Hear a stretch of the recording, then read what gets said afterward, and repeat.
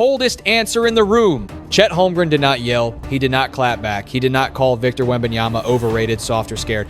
He did something colder than all of that. He sat in front of a live television camera, heard Tracy McGrady bring up the rivalry the entire basketball world had been obsessing over, and calmly acted like Victor Wembanyama was not a rivalry at all. That was the moment everything changed. Because in the middle of the 2026 Western Conference Finals, with the Thunder and Spurs locked in a battle that felt bigger than basketball, everyone expected Chet to finally give the media what it wanted. A headline, a quote, a personal shot, something that proved this was more than just two teams chasing the NBA final. But Holmgren refused. To him, at least in that moment, it was not Chet versus Wemby, it was Thunder versus Spurs. One team trying to survive, one team trying to advance, one game at a time. Clean, simple, emotionless. And somehow, that made it even more brutal. Because Wembanyama had not been quiet in this series. He had been playing like a man carrying years of unfinished business. Every stare, every bump, every monster stat line felt like a message. Through the first part of the series, Wemby looked like the giant the league had promised America he would become. He was scoring, rebounding, blocking shots, bending the entire court around his presence. Then Chet looked into the camera and basically said, "This is not about him." That is why the internet exploded. Some fans saw it as maturity, others saw it as disrespect. Some believed Holmgren was taking the high road. Others believed he was trying to erase Wembanyama from the story before Wemby could fully own it. But no matter which side you were on, one thing was clear. This was no longer just another playoff matchup. This was personal, even if Chet refused to say it. And the tension did not start in Oklahoma City. It did not start with a shoulder bump, a viral clip, or a post-game interview.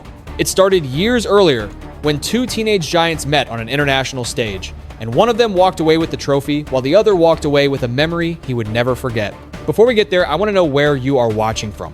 Are you riding with Chet and the Thunder, or do you believe Wemby is already on another level? Comment your city below. Press 1 if you think Holmgren's silence was the coldest move of the series. Press 2 if you think Wembanyama is about to make him regret it. And if you want more NBA stories like this, subscribe now, because this rivalry is only getting started. The rivalry that started before the NBA, before the cameras, before the viral clips, before fans started choosing sides like this was a war, Chet Holmgren and Victor Wembanyama were just two teenage giants standing on opposite sides of the world's biggest youth basketball stage. That is where this story really began. The year was 2021. The place was Latvia. The tournament was the FIBA U19 World Cup. Team USA had Chet Holmgren, a long, skilled, fearless big man who already looked like the future of American basketball. France had Victor Wembanyama, a 17-year-old alien prospect who moved like no player his size was supposed to move. And when they met in the championship game, it did not feel like a normal youth matchup. It felt like a preview of the NBA's future. Wembanyama was younger, thinner, still growing into his body, but even then, everyone watching could see the impossible tools. The wingspan, the timing, the touch, the way he could challenge a shot at the rim, then glide down the court and look comfortable far away from the basket. He was not polished yet, but he was terrifying because you could see what he might become. Chet, however, had something Wemby did not have that night. The win. Team USA escaped with an 83-81 victory. Holmgren walked away with the championship and the tournament MVP. Wembanyama walked away with a loss that, according to the way this rivalry has been talked about ever since, never completely left him. That is what makes this matchup so different from a normal NBA comparison. It was never just about height, highlights, or draft position. It was about a first scar, a first headline, a first moment where Wembanyama could dominate the eye test, shock scouts, and still watch Holmgren stand in the winner's light. Years later, that memory still hangs over every possession between them. When Wemby arrived in San Antonio as the #1 pick, the league treated him like a once-in-a-generation force. When Chet arrived in Oklahoma City, he became the missing piece for a Thunder team already building something dangerous around Shai Gilgeous-Alexander. They were different players in different systems, but the comparison followed them everywhere. Rookie of the Year, Defensive Player of the Year, Best Young Big in Basketball, Face of the Future. Every conversation seemed to put them side by side.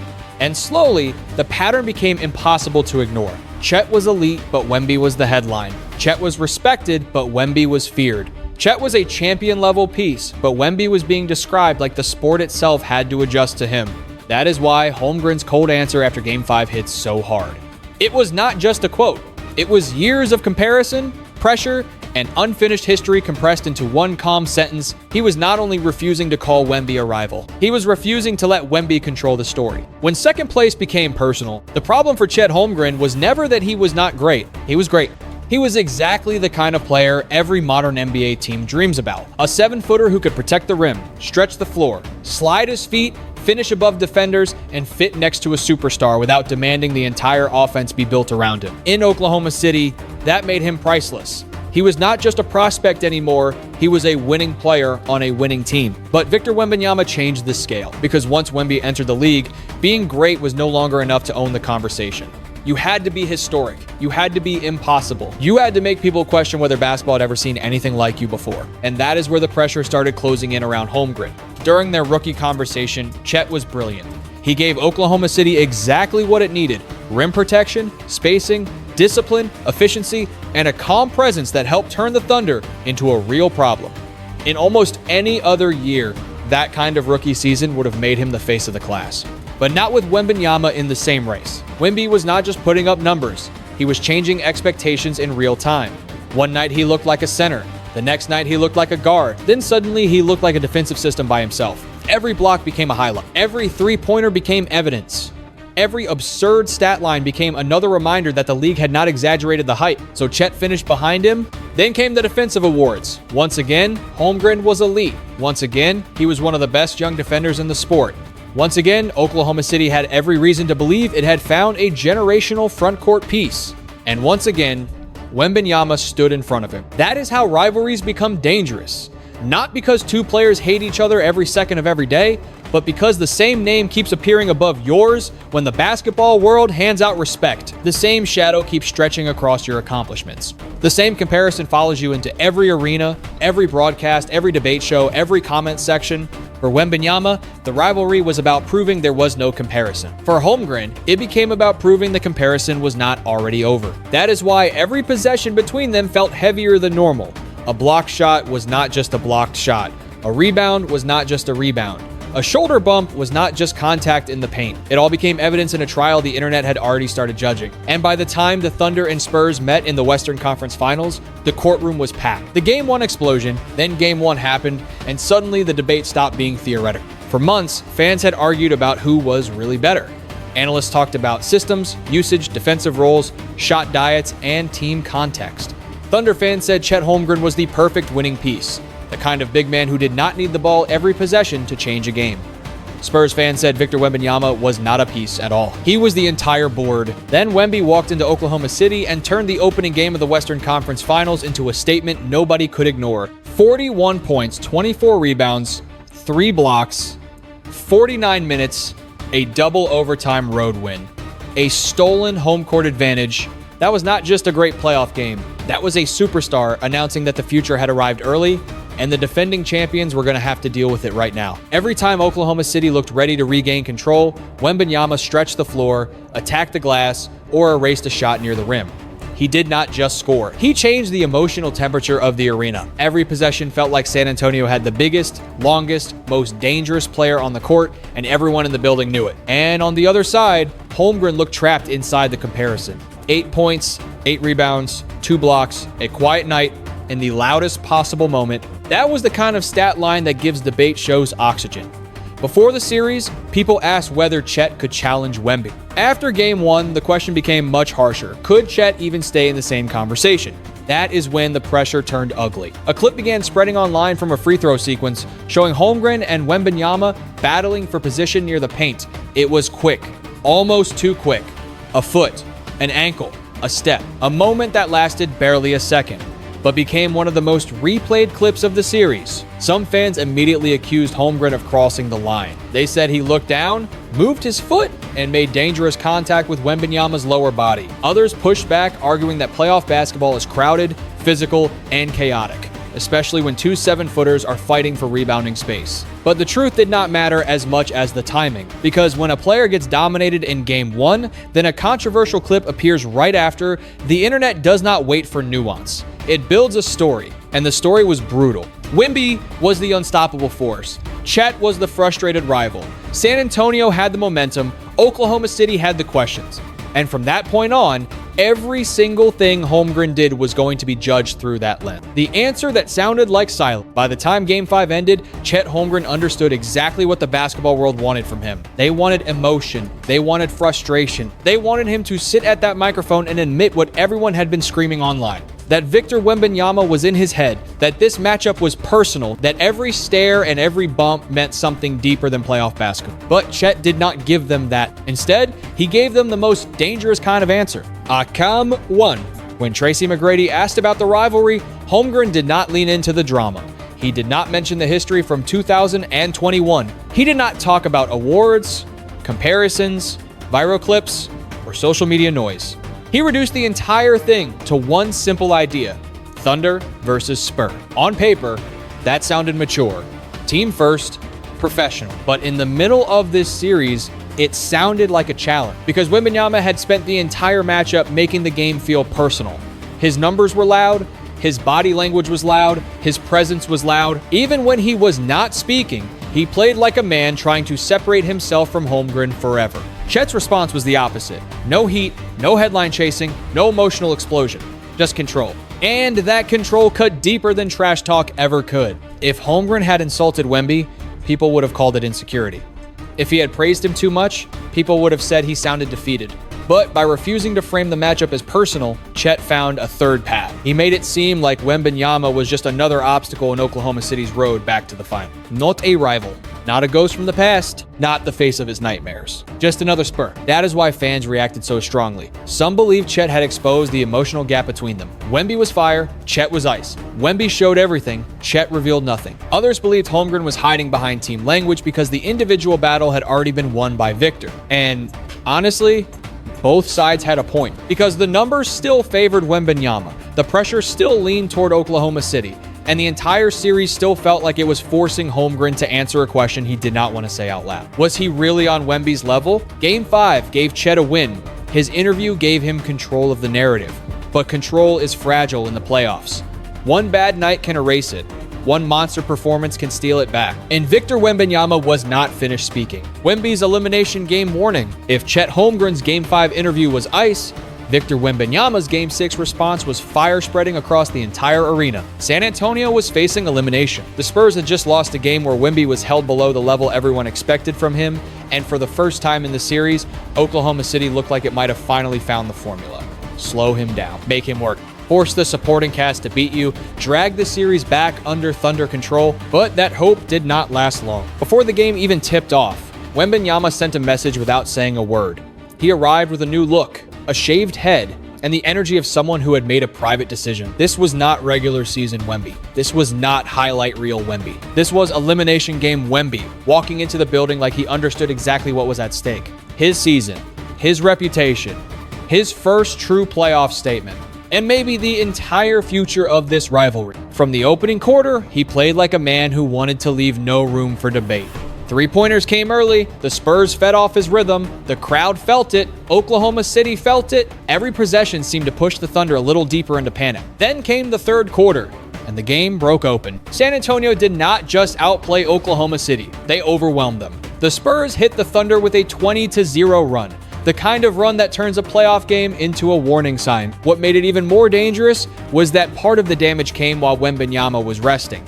That meant this was no longer just one superstar carrying a young roster. This was a team becoming dangerous at the exact worst time for Oklahoma City. Wemby finished with the kind of line that felt almost routine for him by now. Points, rebounds, blocks, control. But the real message was bigger than the box score. San Antonio did not look afraid. They did not look like a young team hoping to survive. They looked like a group that believed the defending champions could be taken down. And for Holmgren, that changed everything, because now his cold answer after Game 5 was no longer enough. The calm voice, the team-first language, the refusal to call Wemby a rival, all of it had to be backed up in Game 7. If Oklahoma City won, Chet's silence would look brilliant, controlled, championship-minded. If Oklahoma City lost, that same silence would look different, like denial. That is the cruelty of playoff basketball. It does not care how smart your quote sounded 2 nights earlier. It only cares what happens when the ball goes up and the season is on the line. Now the rivalry had reached its purest form. No more debates, no more hiding behind awards, no more regular season comparisons. One game left, one court, one winner. and Wembanyama had just made sure Holmgren knew he was coming. Game 7 becomes the trial. Game 7 was no longer just a basketball game. It was a trial. For Victor Wembanyama, it was a chance to prove that everything people had been saying about him was not hype, not projection, and not some fantasy built by scouts and highlight pages. It was real. He was real. The Spurs were real. And the defending champions were standing directly in the path of his first trip to the NBA Finals. For Chet Holmgren, it was something different. It was a chance to prove that calm was not weakness, that silence was not fear, that refusing to call Wembanyama a rival was not denial, but discipline. He did not need to win the internet. He did not need to win the quote battle. He needed to win the game. That is what made the pressure so heavy, because by now every possible storyline had been loaded into one night. The old FIBA history, the award races, the viral ankle clip, the shoulder bump, the Game 5 interview, Wemby's Game 6 explosion, Shai struggles, the Spurs' belief, the Thunder's title defense. There was nowhere left for either player to hide. Oklahoma City had home court experience and the memory of what championship basketball felt like. They knew how loud that building could get. They knew how to turn defensive stops into runs. They knew that if Shai Gilgeous-Alexander found his rhythm early, the Spurs could be forced into the kind of desperate basketball that young teams often play when the moment gets too big. But San Antonio had something just as dangerous. They had no fear. That is the strange power of a rising team. They are not supposed to be here yet, so every extra game feels like stolen money. Every big shot feels like proof. Every defensive stand feels like destiny arriving ahead of schedule. And when your best player is Victor Wembanyama, belief becomes easier to sell. The Thunder had to make Game 7 ugly. They had to crowd Wemby's space, hit him early, rotate fast, and make every catch feel uncomfortable. They could not allow him to turn the game into a highlight show. They needed bodies, angles, fouls used wisely, and patience. The Spurs needed the opposite. They needed chaos. They needed Wemby facing up, touching the ball in space, forcing double teams, and making Oklahoma City question every defensive choice.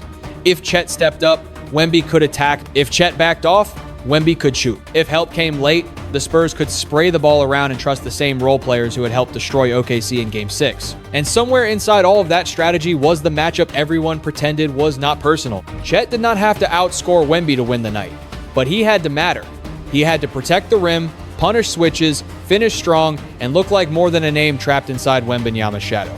He had to give Oklahoma City a reason to believe that its young giant could stand across from San Antonio's alien and not blink. Wembanyama did not just have to dominate.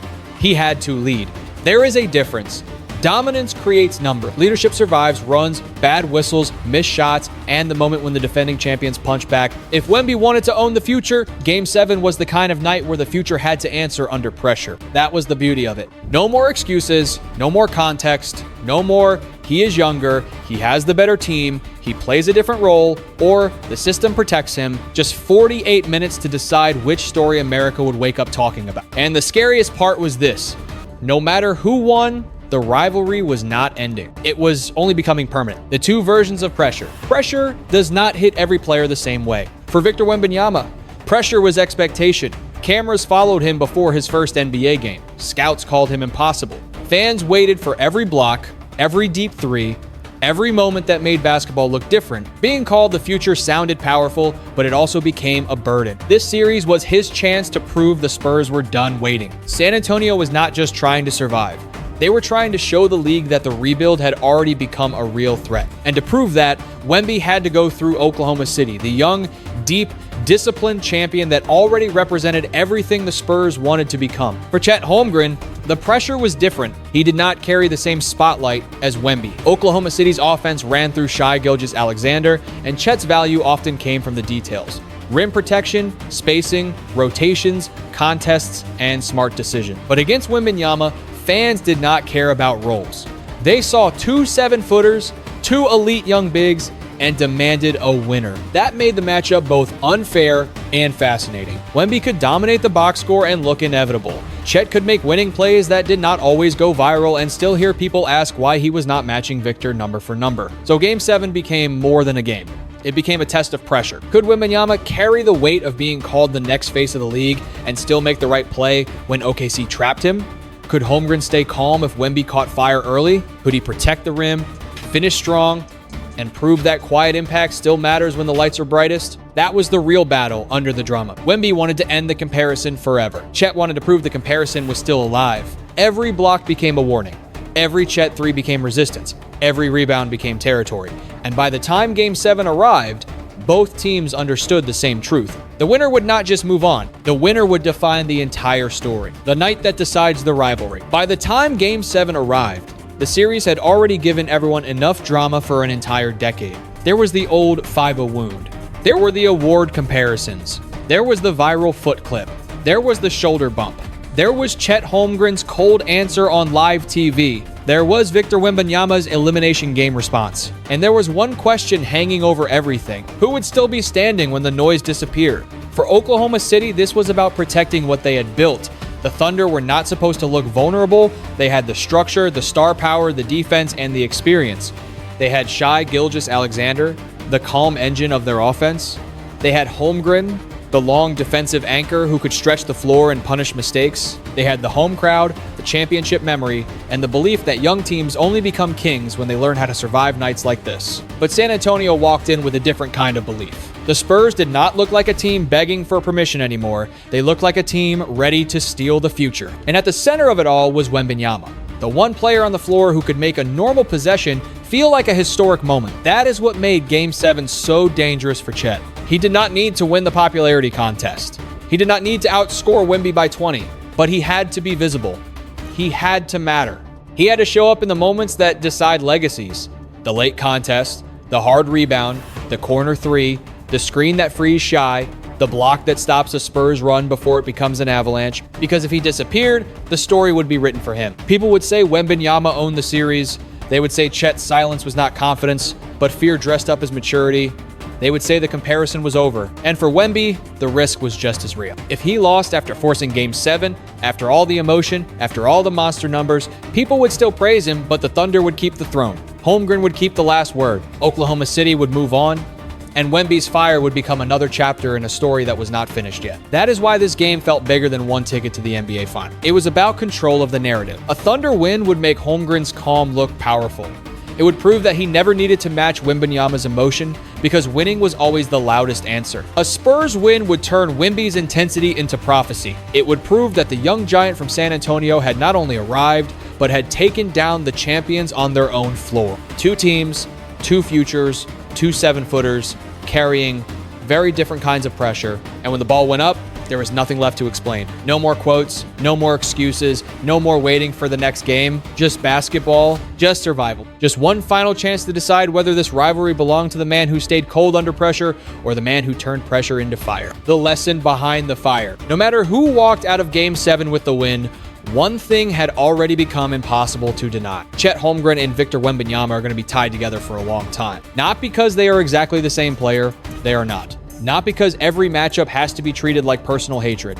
It does not. But because the NBA has always been built on collisions between great talents who force each other to answer uncomfortable questions, Magic had Bird, LeBron had Durant, Steph had every team trying to solve him. And now, in a new era of giants who can dribble, shoot, block, switch, and reshape the court, Chet and Wemby have found themselves standing on opposite sides of the same future.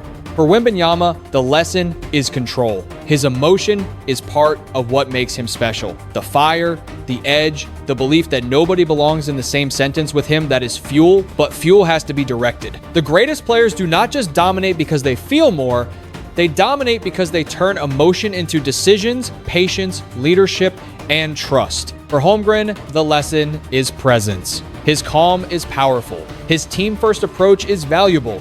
His refusal to chase drama may be exactly what Oklahoma City needs. But in moments this big, silence must be backed by impact. If you refuse to talk like it is personal, you still have to play like the moment mattered. That is what makes this rivalry healthy for basketball. It is not about hate. It is about standards. Wemby pushes Chet to become louder through his game. Chet pushes Wemby to become steadier through his mind. The Spurs push the Thunder to protect their crown. The Thunder push the Spurs to earn every inch of their rise. And for fans, that is the gift. We get to watch two young stars grow under pressure instead of being handed easy stories. We get to see how greatness reacts when another version of greatness is standing right there, blocking the same road. We get to learn that competition does not have to become disrespect. Rivalry can be intense and still be rooted in respect. It can be emotional and still be fair. It can be personal on the court without becoming destructive off it. That is the bigger message. Basketball is at its best when fire meets discipline, when confidence meets humility, when two competitors chase the same dream and force each other to become better, not bitter. So whether you believe Holmgren's cold silence was the smartest move of the series, or Wembanyama's fire proved he is already on another level, the truth is simple. This story is not ending here. It is only beginning.